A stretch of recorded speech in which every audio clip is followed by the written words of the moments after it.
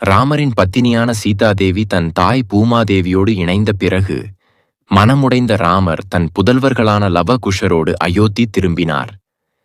தன் புத்திரர்களை அரியணையில் அமர்த்தினார். தனது பிறப்பின் நோக்கம் நிறைவேறியதை அறிந்தார் இராமர். ராமரின் பரம பக்தனான அனுமனோ காலதேவன் ராமரை நெருங்காத வண்ணம் காத்து வந்தார். ஆதிக்ஷேனின் அவதாரமான இலக்குவனும் ராமரை பிரியாது இருந்ததால் காலதேவனால் ராமரை நெருங்க முடியவில்லை. அனுமனும் இலக்குவனும் தன்னுடன் இருந்தால் தன் எண்ணம் ஈடேறாது என்று உணர்ந்தார் ராமர்.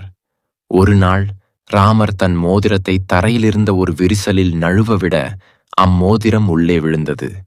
ராமர் அனுமனிடம் அம்மோதிரத்தை கண்டுபிடித்து வர கூற, எப்பொழுதும் ராமநாமத்தை ஜெபிக்கும் அனுமன் வண்டாக உருமாறி அத்துவாரத்திற்குள் சென்றார். உள்ளே சென்ற பின்புதான் அனுமனுக்குத் தெரிந்தது தான் வந்தது நாகலோகம் என்று. அங்கு நாகங்களின் தலைவனான வாசுகியைச் சந்தித்தார் அனுமன். தான் வந்த நோக்கத்தை கூறிய அனுமான் தனக்கு உதவுமாறு வாசுகியிடம் வேண்டினார். வாசுகியும் அனுமனை நாகலோகத்தின் மையத்திற்கு அழைத்து சென்றது.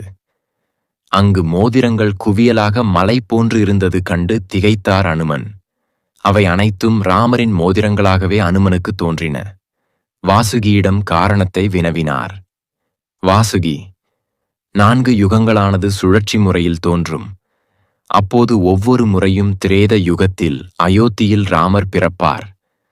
ஒரு நாளில் அவர் மோதிரம் கீழே விழுந்து நாகலோகம் வந்தடையும்.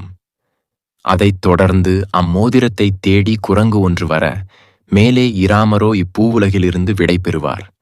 அவ்வாறு விழுந்த மோதிரங்களின் குவியலே இம்மலை என்று கூறியது. ராமர் மோதிரத்தை நழுவ விட்டது தற்செயலாக நடந்ததல்ல என்று உணர்ந்தார் அனுமன். தன்னை அவ்விட